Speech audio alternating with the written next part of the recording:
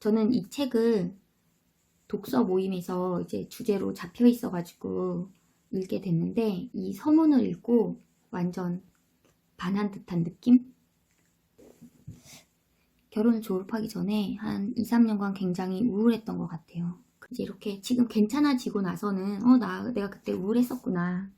저희 아이들이나 뭐 가족들은 알 수 있었겠지만 주변 사람들은 전혀 모를 거라고, 내가 내색을 전혀 안 했다고 생각했는데, 이렇게 제가 되고 나서 그런 얘기를 하더라고요.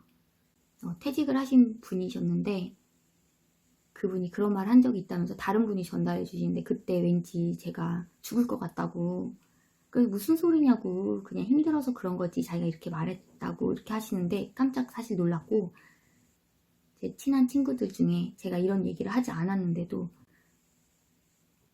너 죽을까봐 걱정됐다고 한 친구들이 3명 있었어요. 우울해서 저는 한 1년간은 방에서 나오지 않고 계속 잠만 잤던 것 같거든요. 일하고 돌아오면 너무 그 집이 감옥 같아서 숨이 막혀서 방에 들어와서 계속 잤던 것 같아요.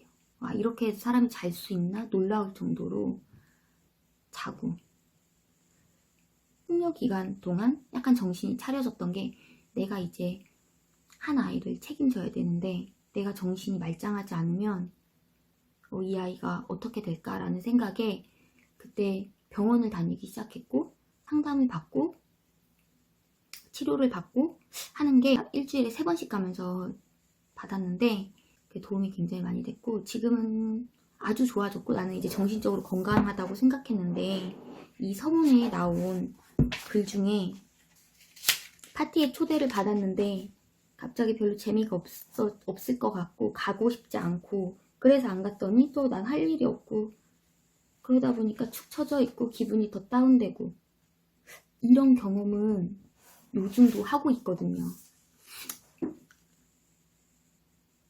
그래서 내가 완전히 괜찮아졌는 줄 알았는데 완전히 괜찮아지진 않았구나. 그래서 영상도 찍어보고 책도 읽으려고 하고 운동도 하려고 하고, 뭔가 새로운, 그러니까 어떻게 기분을 전환시키려고 제가 애쓰고 있는데, 그게 어찌됐건 영향은 있는 것 같아요. 저는 제 영상을 보시는 분들은 결혼 졸업을 생각하고 있거나 졸업자 분들이라고 생각하기 때문에, 다른 사람들은 어떻게 살고 있을까, 나는 이렇게 우울하고 다운되는데 그들은 어떻게 극복하고 있을까, 내가 이런 감정을 느끼는 게 일반적인가, 이런 생각으로 이런 영상을 찾아보는 게 아닐까 싶었거든요. 그래서 이 책의 내용을 이렇게 전달해 주기는 좀 약간, 이거는 직접 읽어봐야 되는 것 같아요. 좋은 내용들이 너무 많아서 저는 이 책은 지금 빌린 책인데 사려고 하거든요. 여러분들도 마음속에 우울함이 조금 남아있다면 이 책 읽어보시기를 권장합니다. 신경과학은 뇌를 연구하는 학문으로 우리의 생각과 감정, 행위, 생물학적 근거 등을 연구한다.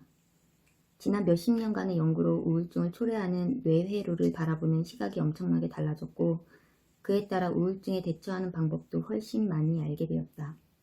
간단히 말하면 우리 뇌는 상호작용을 주고받는 정교한 신경회로로 가득 차 있다. 걱정회로도 있고 습관회로도 있다. 고통을 느끼는 회로도 있다. 잠과 기억, 기분, 계획 세우기, 즐거움 등을 담당하는 회로도 있는데, 이 모두가 서로 의사소통한다. 우울증이 있는 사람이나 없는 사람이나 갖고 있는 회로는 모두 같지만 각 회로가 구체적으로 조율되는 방식은 사람마다 다르다. 우울증이라는 병은 그 모든 회로가 상호작용한 결과 생기는 활동 패턴 중 하나다. 별일 아닌 것처럼 들릴지 모르나 그 힘이 미치는 효과는 대단히 파괴적이다. 때때로 삶의 모든 일이 어렵고 무의미하게 느껴질 때가 있다. 누구나 이따금씩 느끼는 이런 감정은 뇌의 복잡한 회로에서 자연스럽게 배어나오는 부산물이다. 그리고 대부분의 사람에게는 속삭임처럼 잠시 들리다 사라지는 감정이다. 그러나 작은 신경생물학적 차이 때문에 어떤 사람에게는 이런 감정이 들러붙어서 사라지지 않는다. 다행히 위에서 언급한 연구들을 비롯해 그와 비슷한 수십 가지 연구가 생활의 작은 변화만으로도 특정 회로의 활동과 화학 성질을 실제로 변화시킬 수 있음을 감동적으로 증명해 주었다. 지금 우리는 어떤 회로들이 우울증을 유발하는지 알고 그 회로들을 바로잡는 방법 또한 안다. 뇌 활동과 뇌 화학이 달라지면 우울증의 경로도 달라진다. 살면서 우울감을 조금이라도 느껴본 사람이라면 누구나 우울증의 하강 나선에 빠진다는 말이 어떤 의미인지 알 것이다. 어느 금요일 밤 파티에 초대를 받았는데 일순 그 파티 별로 재미없을 것 같은데 라는 생각이 머리를 파고들고 그래서 그냥 가지 않기로 결정한다.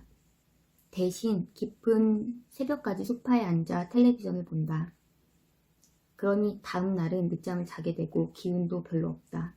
전화하는 사람 하나 없어 고립감은 더욱 깊어지고 그럴수록 사람들과 어울릴 가능성은 더욱 줄어든다. 딱히 흥미로워 보이는 일도 없어 주말 내내 누워서 뒹굴기만 한다. 어느새 자신이 불행하고 외롭다는 느낌이 든다. 어떻게 하면 그 상태에서 벗어날지 도무지 모르겠다. 어떤 판단을 내려도 다 잘못되었다는 느낌이 들기 때문이다. 이런 상태가 바로 우울증이라는 늪의 아슬아슬한 가장자리다. 소용돌이처럼 우리를 휩쓸어 늪의 바닥으로 끌어내리는 하강 나선이 작동하는 이유는 우리에게 일어난 일과 우리가 내린 결정이 뇌 활동을 변화시켰기 때문이다. 뇌 활동이 불리한 쪽으로 변하면 부정적인 생각이 눈덩이처럼 불어나면서 통제를 벗어나는 상황이 벌어지고 이는 뇌의 부정적인 변화를 더욱 악화시키는 방향으로 이어진다. 불행한 일은 대부분의 사람이 다양한 뇌 회로의 활동을 통해 이러한 하강을 멈추고 다시 상승하는 쪽으로 나선의 회전 방향을 돌릴 수 있다는 것이다. 그러나 누구나 다 그런 다행함을 누리는 것은 아니다. 흔히 우울증이라고 하면 그저 항상 슬픈 상태라고 생각하기 쉽다. 하지만 우울증은 그보다 훨씬 더 광범위하다. 사실 우울증에 걸렸다고 해서 꼭 슬픔을 느끼는 것은 아니다. 대개는 마비된 것 같은 느낌이 들고 감정이 있어야 할 자리가 텅 비었다고 느낀다. 희망이 없고 어찌해 볼 도리가 없을 만큼 절망적이다. 예전에 재미있어 했던 일이 더 이상 즐겁지 않아 음식도, 친구도, 취미도, 기력도 급속도로 떨어진다. 모든 일이 어렵게 느껴지는데 그럴 만한 이유가 전혀 없기 때문에 이유를 설명하기도 힘들다. 어떤 일도 노력을 기울일 만한 가치가 없다고 느낀다.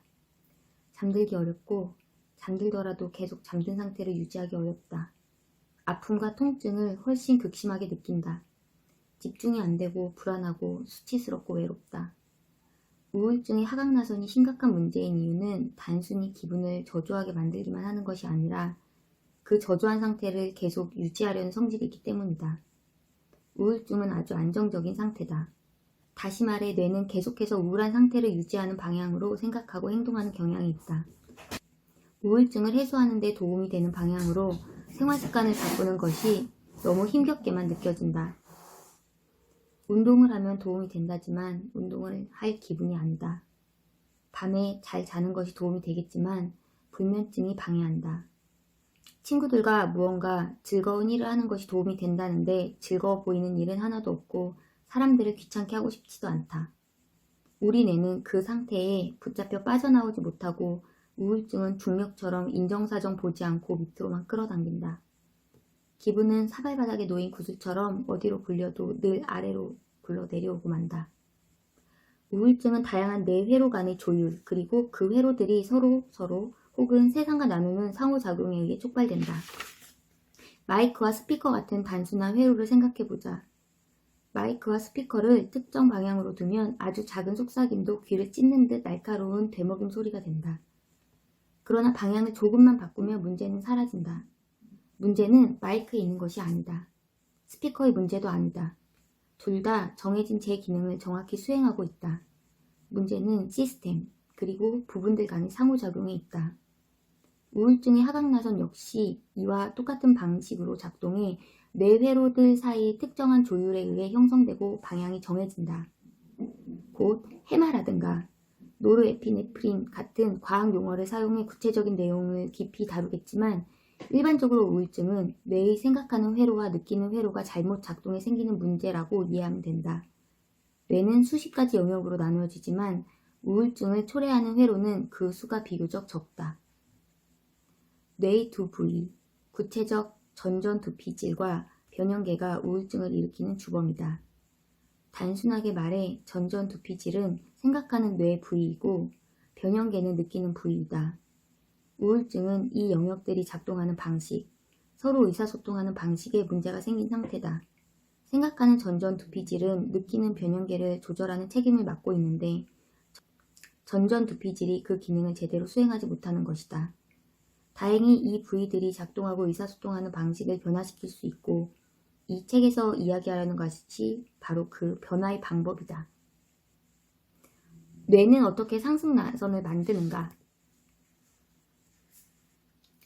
현재 처한 상황을 언제든 바꿀 수 있는 건 아니지만 나아갈 방향은 언제든 바꿀 수 있다.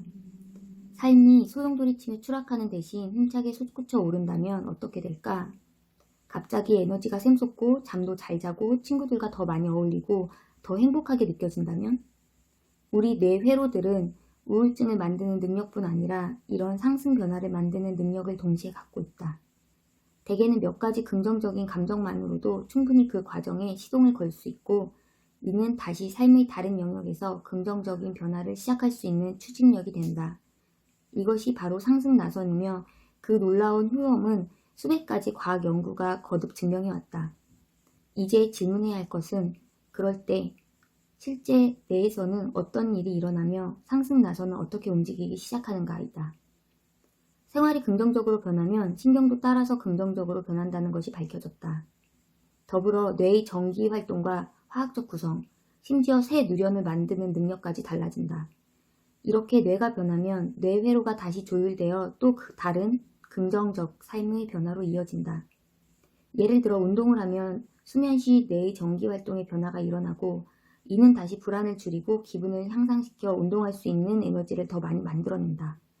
이와 유사하게 고마운 마음을 표현하면 세로토닌이 생성되어 이것이 다시 기분을 좋게 하고 나쁜 습관을 떨치게 도와주어 고마워할 일이 더 많이 생긴다. 어떤 작은 변화라도 뇌가 상승 나선의 시동을 거는 데 필요한 바로 그 힘이 될 수 있다. 이 책이 다루는 것들. 이 책은 두 부분으로 나눈다. 일부에서는 뇌가 우울증의 하강나선에 붙잡혀 빠져나오지 못하는 이유를 비롯해 그 관련된 뇌회로와 화학물질을 자세히 설명한다. 때로는 꽤 전문적인 용어가 나오지만 신경외과 의사가 아니라도 뇌 작동 방식의 기본은 충분히 이해할 수 있을 정도로 썼다. 일부에서는 변화시킬 수 있는 것이 무엇인지 이해하고 변화시킬 수 없는 것을 인정하는 일에 초점을 맞췄다. 이러한 이해와 인정은 상승 나선을 이루는 핵심 요소이다. 2부에서는 생활의 구체적인 변화를 줌으로써 다양한 뇌회로의 활동을 변화시켜 우울증의 진행 방향을 뒤집는 방법을 설명한다. 이해와 인정 외에도 우울증 해결에 도움이 되는 8가지 방법이 있는데 각각의 한 장씩 아래에 운동, 의사결정, 잠, 습관, 바이오 피드백, 감사, 사회적 지원, 전문적 도움을 다룬다. 또한 우울증이 있든 없든 도움을 얻을 수 있는 유용한 팁이 책 전체에 고루 포진해 있다. 예를 들어 마사지를 받을 과학적 핑계가 필요하다면 11장을 보시라. 누구나 동일한 뇌회로를 갖고 있다. 당신이 우울증에 걸려 있으나 이 책을 읽을 만큼 건강하다면 뇌의 회로를 재배선하고 우울증의 진행 방향을 뒤집는 데 필요한 모든 것을 갖춘 셈이다. 사람들은 모두 동일한 뇌회로를 갖고 있으므로 우울증에 걸렸든 불안증에 걸렸든 어딘가 아프든 그냥 잘 지내고 있든 누구나 똑같은 신경과학을 활용해 자기 삶을 나아지게 할 수 있다. 사람의 뇌는 긍정적인 피드백 시스템이다. 아주 미세한 변화 하나로도 충분히 효과를 낼 수 있는 경우가 많다.